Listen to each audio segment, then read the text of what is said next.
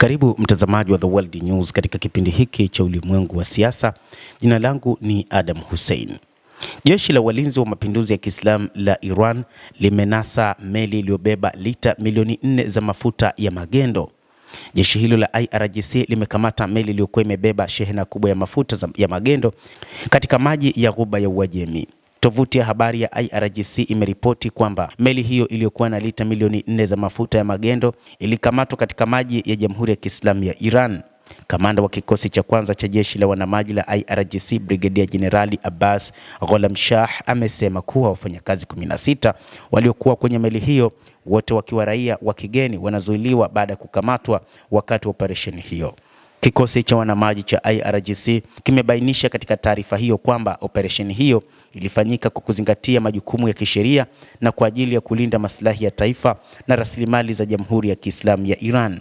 Taarifa ya kikosi hicho cha wanamaji cha IRGC kimebainisha kuwa meli hiyo yenye shehena yake na shehena kubwa na nyaraka zake zilichunguzwa kikamilifu na kwamba meli hiyo imepatikana na hatia ya kubeba shehena isiyokuwa na kibali.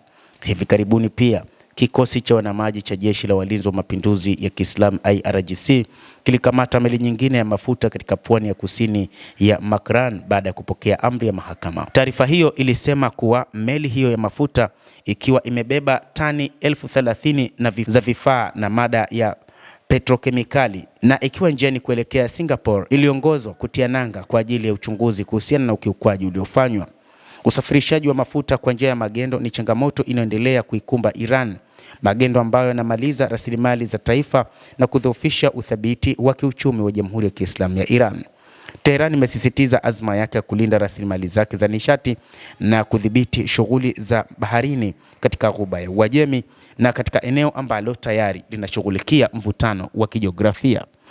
Hata hivyo, inatajwa kwamba kuna mataifa kutoka magharibi ambayo yametengeneza njia za kuiba mafuta ya Iran na kutengeneza njia nyingine za kutaka kuwadhulumu watu wa Iran na kuharibu biashara ya Iran, jambo ambalo Iran imesema halitowezekana na Iran iko macho kukabiliana na mipango ya aina kama hiyo.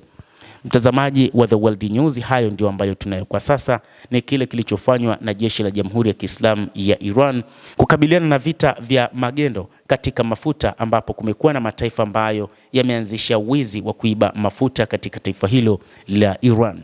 Hata hivyo, mpaka sasa haikutajwa ni taifa gani ambalo limehusika katika wizi ama ni raia wa taifa gani ambao walidakwa karibia 11 na meli yao ya mafuta, ambayo inadaiwa pia kwamba mafuta hayo yaliibiwa nchini Iran.